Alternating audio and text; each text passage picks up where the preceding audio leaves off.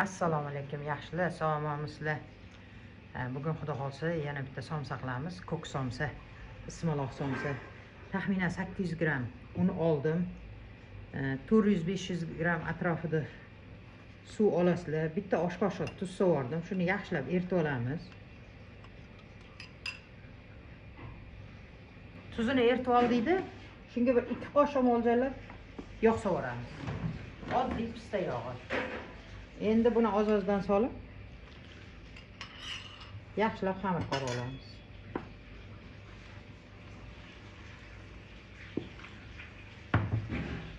Yaxshilab aralashtirib xamir qoramiz. Xamirimizni qorib oldik, biroz tindiramiz. Tingandan keyin zuvallaga bo'lamiz. Zuvalla tayyorlab oldik. Menda 10 ta zuvalla chiqdi. Anaqa necha grammdan sizlar qilaverasizlar, necha grammdan bo'lsa ham. O'zingizlarga qanday kattalik ketsa, kerak bo'lsa, shuni qilaverasizlar. Biroz tindiramiz bularni. Xamirimiz damaguncha shundoq qiyma qilib olamiz. Oddiy ismaloq, piyoz, o'zingizlar qancha tayyorlasanglar, o'shanga mo'ljallab yarim kilo ismaloq, 2 dona piyoz, tuz, kashniz, zira, ozgina yog' quyib yubordim. 50 gram, 75 gram atrofida yog' quydim. Mazasi yaxshi bo'lishi uchun. Aralashtirib qo'yib qo'yamiz. Endi xamirlarni yoyamiz.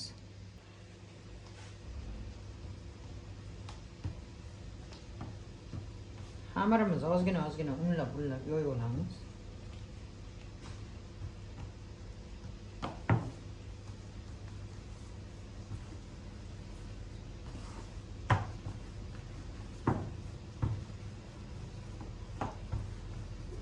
Hammasini mana shunday yuqa qilib yoyib olamiz, katta qilib. Xamirimizni yoyib oldik. 3 talovni ham, 3 talovni ham degani. Shunda bukladi mana, ko'rdingizmi? O'rtasidan kesib olaman. 4 ta xamir chiqadi.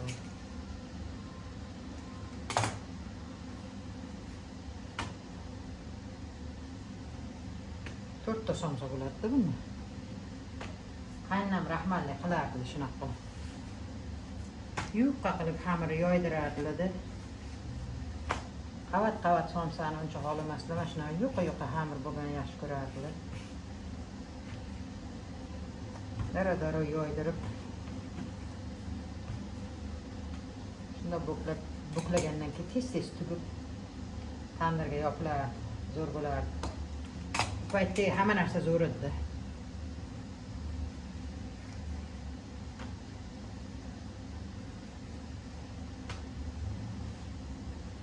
Endi hamma xamirni yoyib oldik.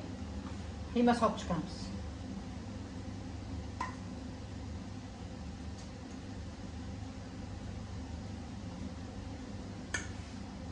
Hozir bittasini tugib oldim mana. Ozgina suv qo'yib yuborsanglar yaxshi bo'ladi. Ozgina suv qo'yib yuboramiz-da, chunki unlab yoydik-ku. O'shani hisobiga tagida ham xamirlari yuqa bo'lib zo'r chiqadi-da, qalin bo'lib qolmasdan.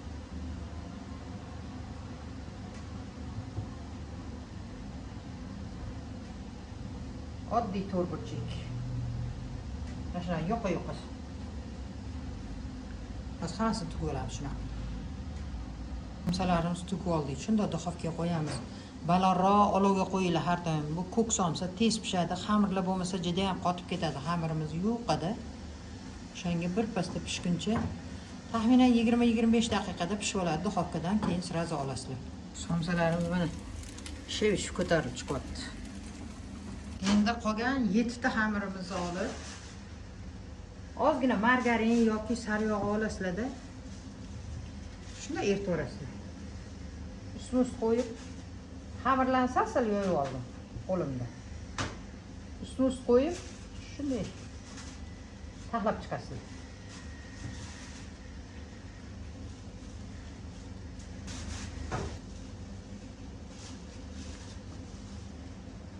Taxlagandan keyin juvalab shunday yoyib chiqamiz hozir.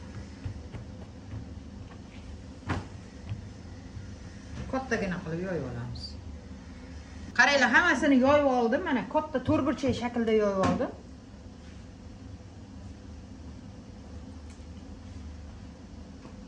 kesib chiqamiz. Endi bunaqa kesib yuboramiz. Mana kesib oldik. Qiymanglarni xohlagandek tayyorlaysizlar. Mana biz go'sht, ozgina ismaloq, piyoz, tuz ziravorlar qildik. Shunaqa qilib hammasini hozir to'ldirib solib chiqaman. Yaxshilab. Oddiy to'rtburchak usulda tugib chiqamiz. Tugishga qiynalsanglar, qiymani sal kamroq solasizlar. Ko'payib ketib, tugish qiyin bo'lib qolsa.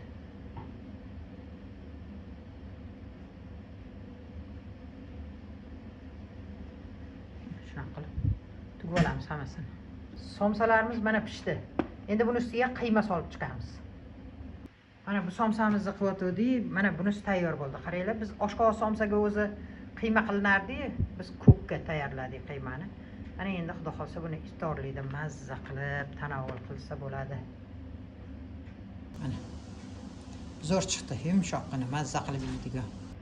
Hammasini shunaqa qilib tugib chiqyapti. To'rtta tomonni birlashtirasizlar, osongina. Bunaqa bir narsa emas. To'rtta tomonni yaxshilab birlashtirsak. Mana o'sha somsa chiqadi.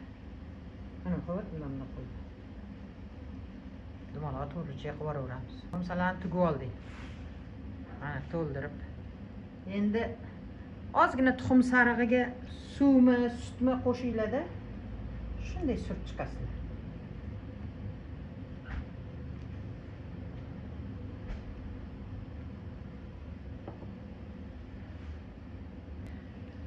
Men ozgina mana 3-4 donasiga surmadim. Umuman surmasdan ko'ramiz. O'zi qanaqa qizarishini ko'ramiz keyin. Kunjut sepib olamiz.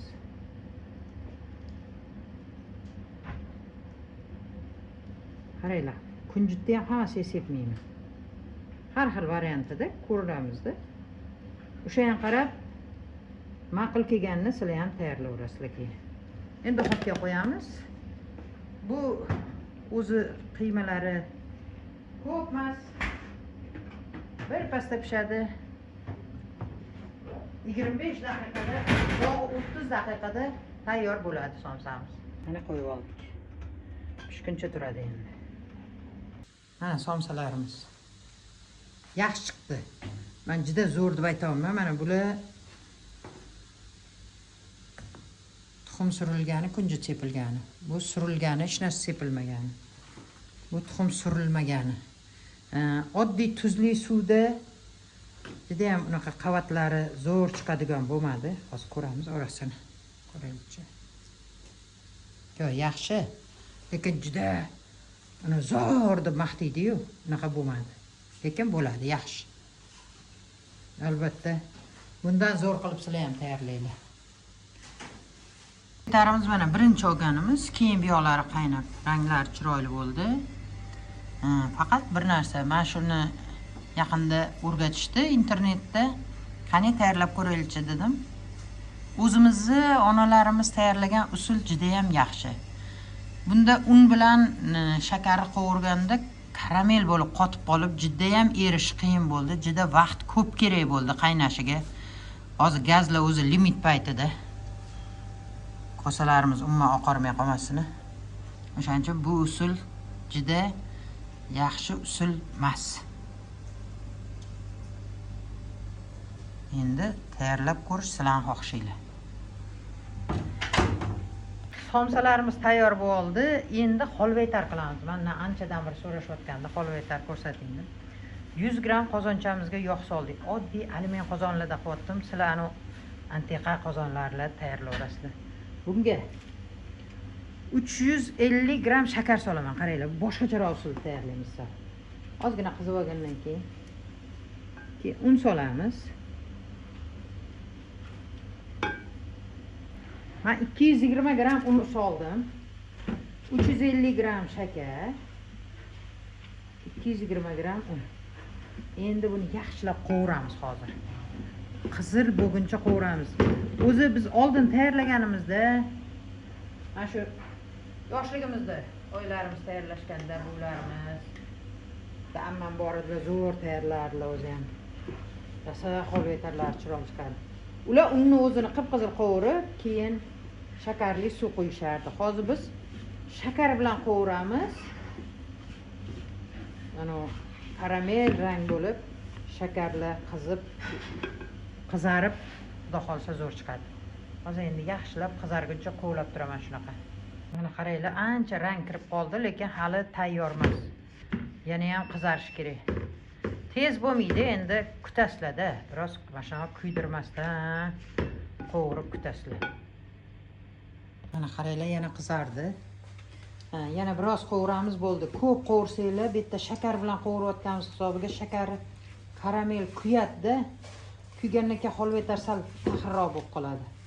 O'shancha ozgina yana qovuramizda, keyin suv solamiz.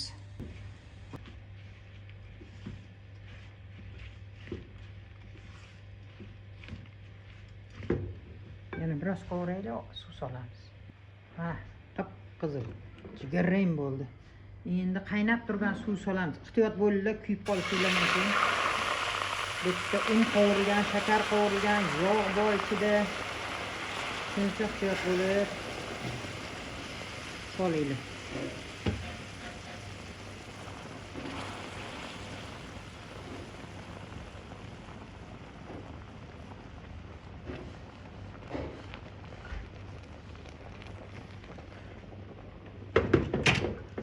Bir yarim litrdan oshig'ida suv solamiz. Biroz endi aralashtiramiz buni yaxshilab. Mana hayron bo'lmanglar, mana shunaqa chaqishday bo'lib qoladi. Aralashtiramiz, qaynataveramiz. Hozir hammasi erib, aralashib ketadi buni.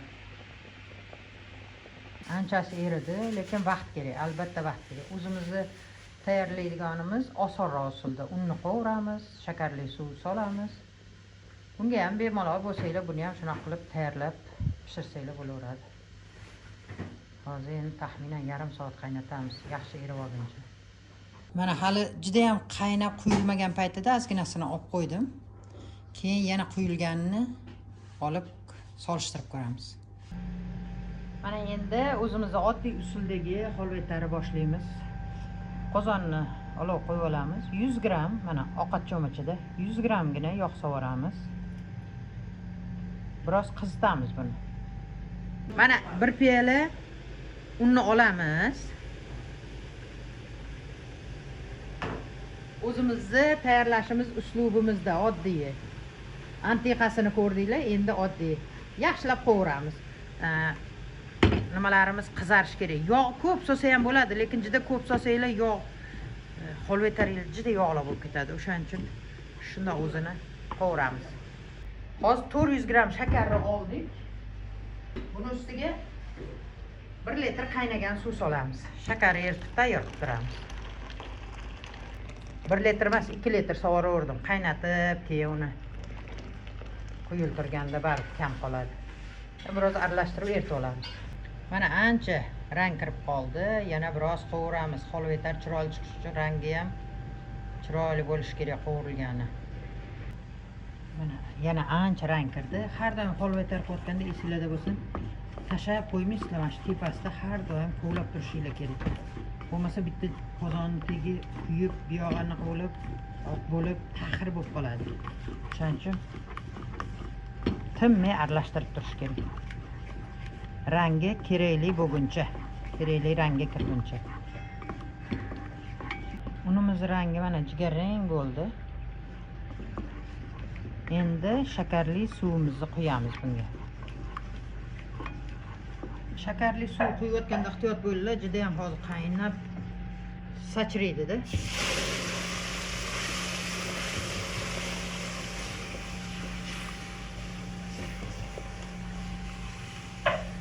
Hammasini quyib oldik.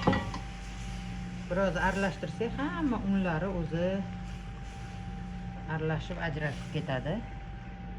Keyin quyilguncha qaynatamiz. Taxminan 20-25 daqiqa. Pishdi, mana suzyapti tarelkalarimizga. Hozir endi sovsa qotadi bular, rosa yaxshi qotadi. Ro'za masla bor edi, yedirib ko'rdik. Mazasi yaxshi deyishdi. Shunaqa normada tayyorlasanglar sizlar ham Bundan ham zo'r chiqadi. Xudo xolisa sizlarniki bundan ham zo'r. Mana shunaqa qilib idishga solib qo'yamiz. Ro'za paytida tushlik qiladiganlar kamroq, lekin desertiga berib yuboramiz, yeb olishadi mazza qilib. Mana shunaqa qilib albatta tayyorlab ko'ringlar. Bunisi zo'r chiqdi. O'zimizning oddiy jaydarchalari zo'r chiqdi. Sog' bo'linglar. Yana diydorlashamiz.